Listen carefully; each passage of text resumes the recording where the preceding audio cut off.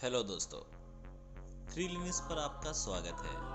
मैं फिर से आपके लिए एक रोमांचक कहानी के साथ आया हूँ। तो चलिए कहानी शुरू करते हैं सुनील के साथ। झील की खामोशी चांद की किरणों के झिलमिलाने से बनी थी, लेकिन उसकी खोज में घुसने के साथ ही वह सब कुछ बदल गया। वह झील अब एक अजीब सा सिरे का दरिया बन गया था, जिसकी ऊपरी सतह पर बर्फबारी जैसी छाया छाई थी। गांव वाले कहते थे कि वह झील किसी भूत प्रेत की उपस्थिति की वजह से ही ऐसी बन गई है, लेकिन मुझे यह सब केवल अफवाह लगती थी, जब तक मैं इस कहानी के अंत तक नहीं आ गया। बहुत समय पहले की बात है।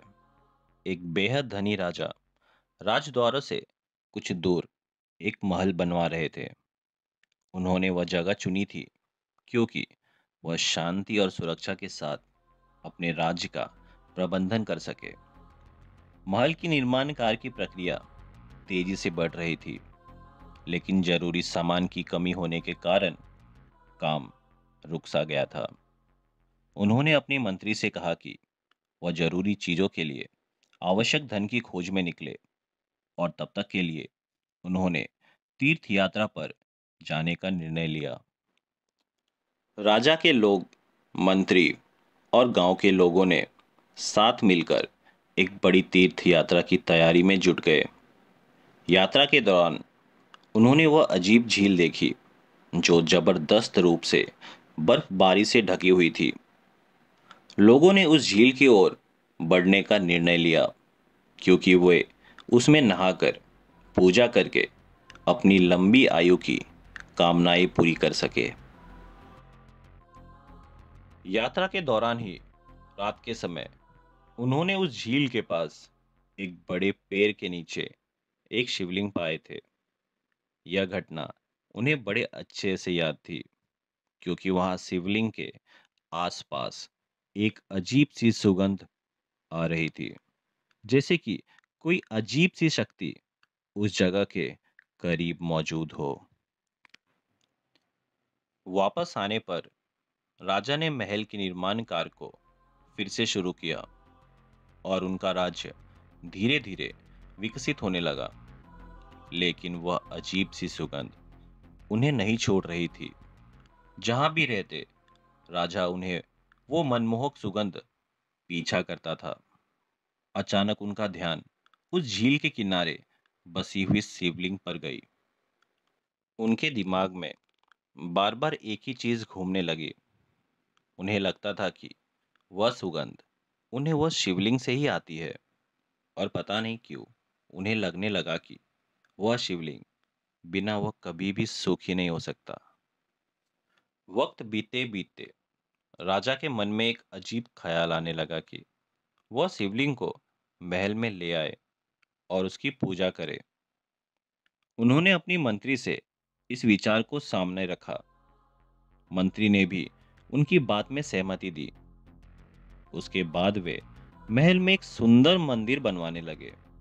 मंदिर तैयार होते ही उस शिवलिंग को वहां से ध्यान पूर्वक लाकर मंदिर में स्थापित किया गया।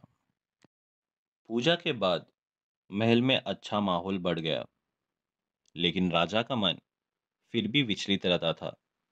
वह हर बार वही अजीब सी सुगंध की खोज में अपने आप को खो देते थे।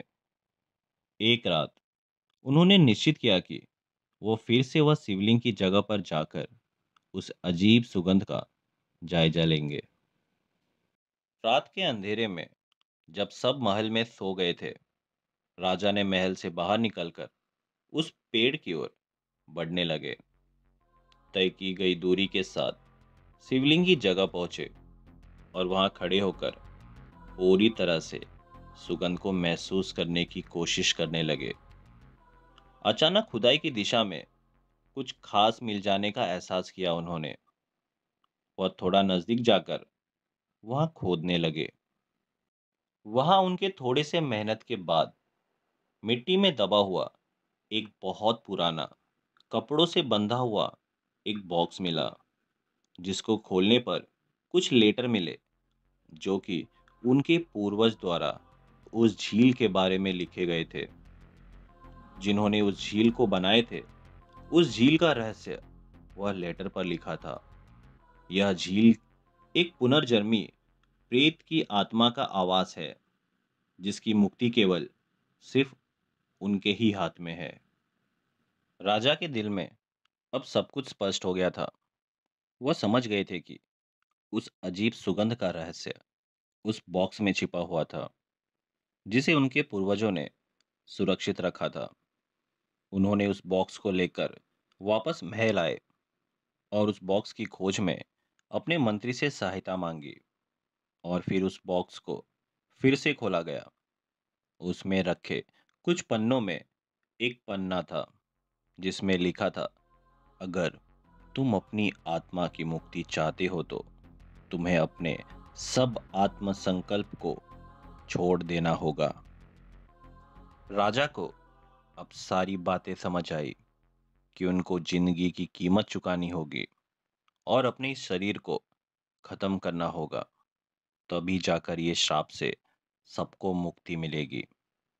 उन्होंने ज्यादा समय बर्बाद ना करते हुए अपने मंत्री को आदेश दिया।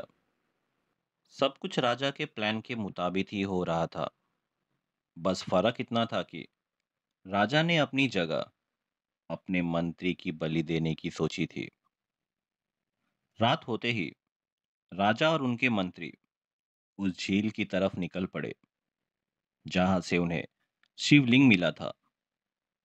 वहां पहुंचकर राजा ने उनके पूरे पन्ने में लिखे हुए पद्धति के साथ अपना पूजा खत्म किया। ये सब होते हुए देखकर मंत्री के आंख में आंसू आ गए कि हमारा राजा हमारे राज्य को बचाने के लिए अपनी कुर्बानी देने को तैयार हो गए हैं। ये सब सोच ही रहे थे कि राजा ने आवाज दिया मंत्री को, यहाँ आओ और एक बार तुम भी प्रणाम कर लो, तब जाके वो आगे की विधि करेंगे।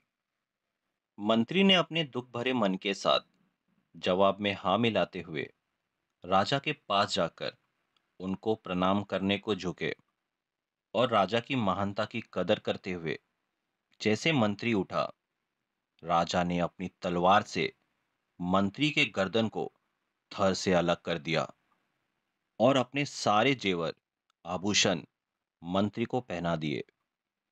उसके बाद राजा ने उसको उसी झील में डालकर पूजा खत्म करके वहां से निकल पड़े।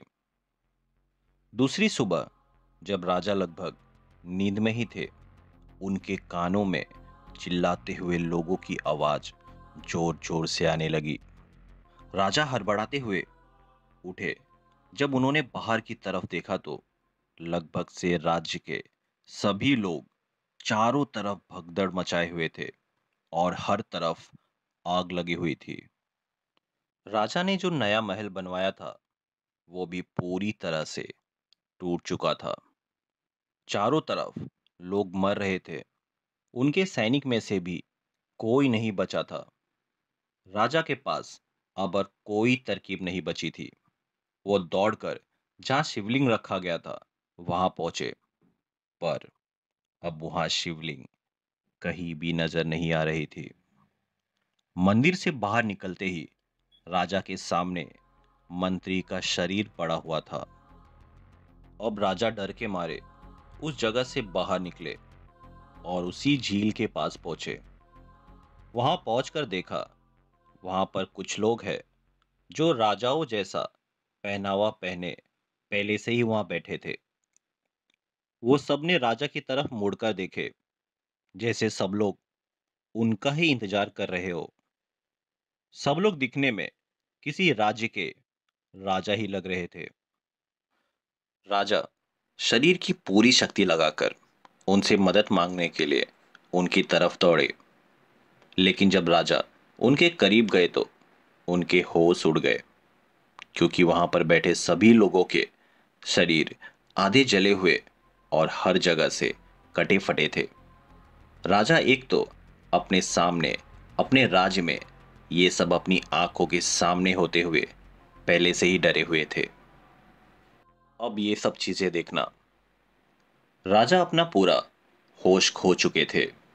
उन्होंने तुरंत ही अपने हाथों से तलवार निकाली और खुद को तलवार से खत्म करने वाले ही थे कि उनके चारों तरफ फिर से वही सुगंध फैल गई और राजा अपनी जगह पर एक पत्थर की तरह जम गए। वहां बैठे सभी भूतों ने राजा की तरफ देखा। देखते ही राजा के हाथ से तलवार गिर गया। राजा अब पूरे उन भूतों के वश में हो गए थे।